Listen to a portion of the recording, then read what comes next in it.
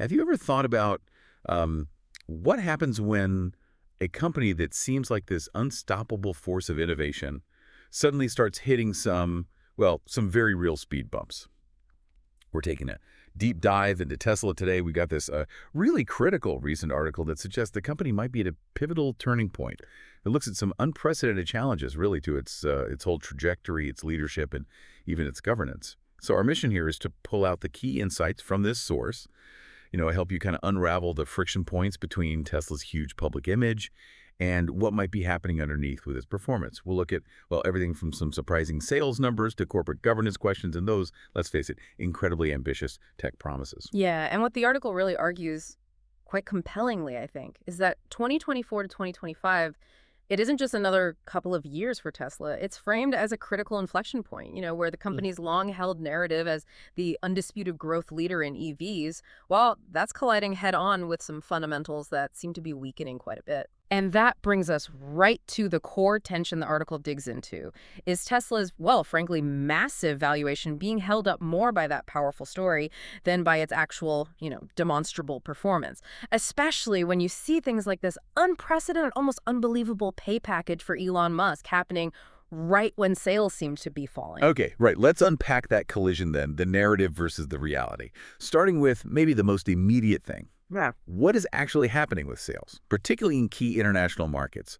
Because the figures the article lays out are, well, they're pretty stark. For instance, the UK, July sales apparently plunged nearly 60% year over year. 60%. Wow. Yeah, and get this, BYD, the competitor, outsold Tesla there 3-1. 3-1, that's significant. It really is. And it's not just a UK thing. Germany saw a 55% drop. Okay. Sweden, an absolutely staggering 86% decrease. 86. Okay. Goodness. Australia apparently registered the steepest fall among mainstream brands.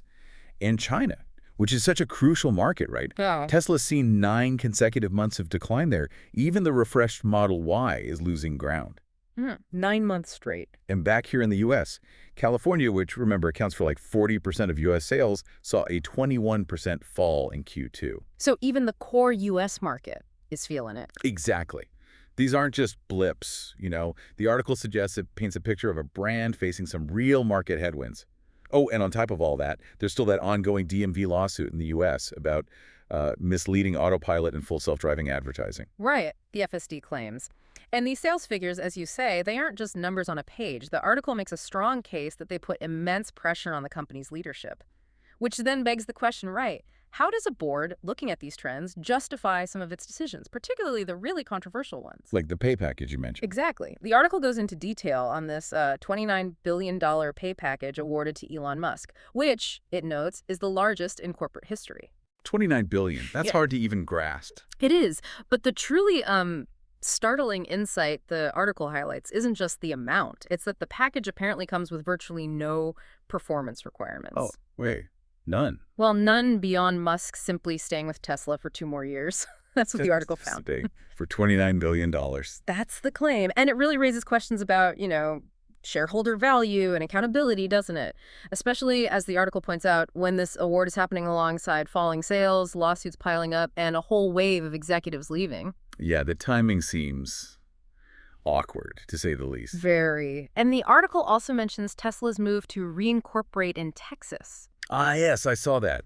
To reduce shareholder lawsuit risk, right? Yeah. After Delaware struck down his 2018 package. Precisely, that $56 billion one. And now, for this new award, the board is claiming 0 accounting expense. 0? How? Their reasoning, according to the article, is they believe Musk is unlikely to actually qualify for it. But experts quoted in the piece argue that's highly misleading and crucially lacks any independent validation. It seems like, well, accounting maneuvering. So this massive pay package, the Texas move, it does suggest a board may be quite deferential to Musk. What else does the article say about the people on the board, their actual dynamics? Did it get into how key players are acting behind the scenes? It does touch on accusations of the board being perhaps passive and highly deferential to Musk's demands, yes. And didn't you mention executive departures too? That's another big point in the article. Significant turnover. At least 15 senior executives have reportedly resigned in just the last year. 15? That's a lot of senior people walking away. It is. And adding another layer, the piece reveals that key insiders like the board chair and Musk's brother have sold off tens of millions of dollars in shares recently. Hmm. Selling shares while awarding huge packages. Interesting optics. To say the least. And then there's the whole issue of Musk running so many other ventures, right? SpaceX, Neuralink, XAI, Export. The juggling act. And the article raises concerns that this inevitably blurs boundaries. Is there potential for Tesla resources or focus to be diverted? That's a question posed. Okay, so internal dynamics sound complicated. How does this link to, like, the bigger picture, the strategic direction? Well, building on that, the article shifts from those internal issues to the actual strategic choices being made. And this is happening at a really crucial time given the market pressures. One thing it highlights is the aging model lineup.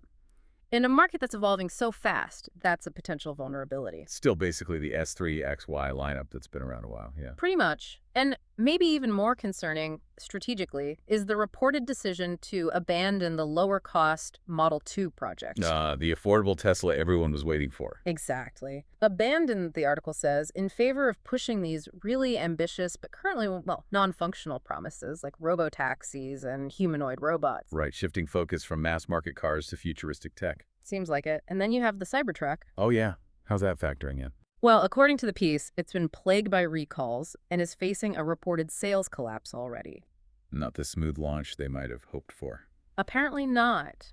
And there's another angle. The article notes how Musk's own increasingly public political stances and comments might be alienating some potential customers. Yeah, you do see that chatter online. And finally, strategically, we can't ignore the threat to EV subsidies and those regulatory credits. The things that used to really boost Tesla's bottom line. Exactly. They were critical revenue streams. But shifting political climates are putting those under threat. So what was once almost guaranteed income is potentially eroding. Okay, wow. So aging models, abandoned cheaper car, Cybertruck issues, political headwinds, subsidy threats. That's a lot.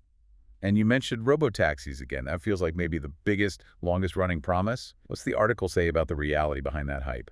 It revisits that whole saga. I mean, it was first pitched way back in 2016, wasn't it? Yeah, with the goal of 1 million fully autonomous taxis by 2020, which didn't happen.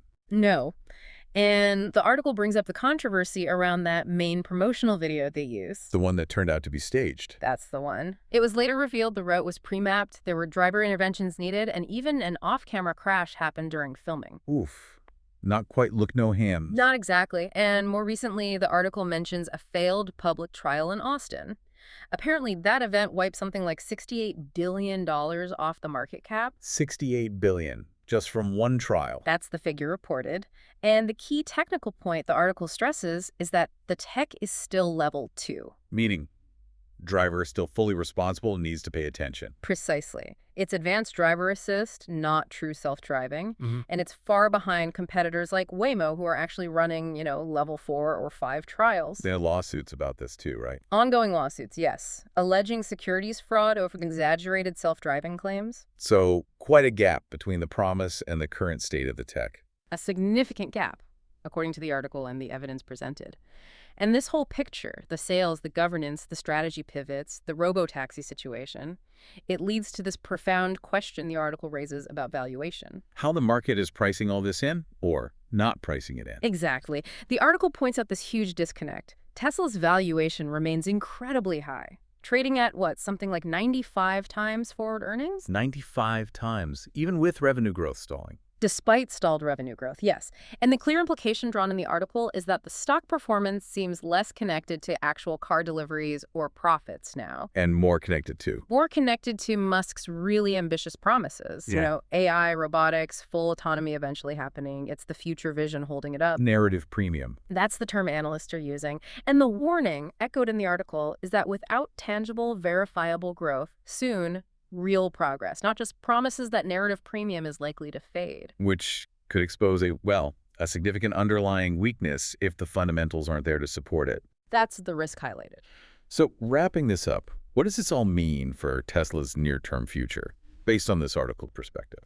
It really seems like the suggestion is that its success hinges less on actual EV sales or even immediate product innovation, and much more on whether investors keep believing in Musk's long-term almost sci-fi vision. Right. And the article concludes that this belief, this faith, it's coming under increasing strain. You've got the falling sales we discussed, the mounting legal challenges, those eroding subsidies, and some pretty significant governance red flags being raised. Without real demonstrable progress, especially on autonomy, that cornerstone promise, the article suggests Tesla risks becoming, well, a kind of case study in hype-driven valuation eventually meeting reality, perhaps abruptly. Hmm. So for you, our listener, hopefully this deep dive gives you a crucial insight. It's always worth looking beyond the headlines, beyond the powerful narratives, right down to the underlying data and the verifiable execution.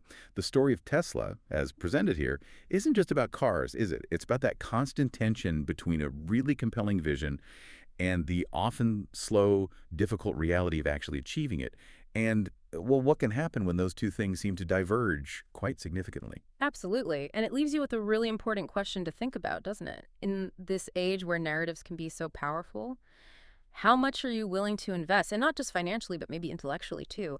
How much belief do you place in a captivating story versus tangible, measurable progress? And maybe think about what other companies out there might be operating on a similar narrative premium right now. It's something worth considering.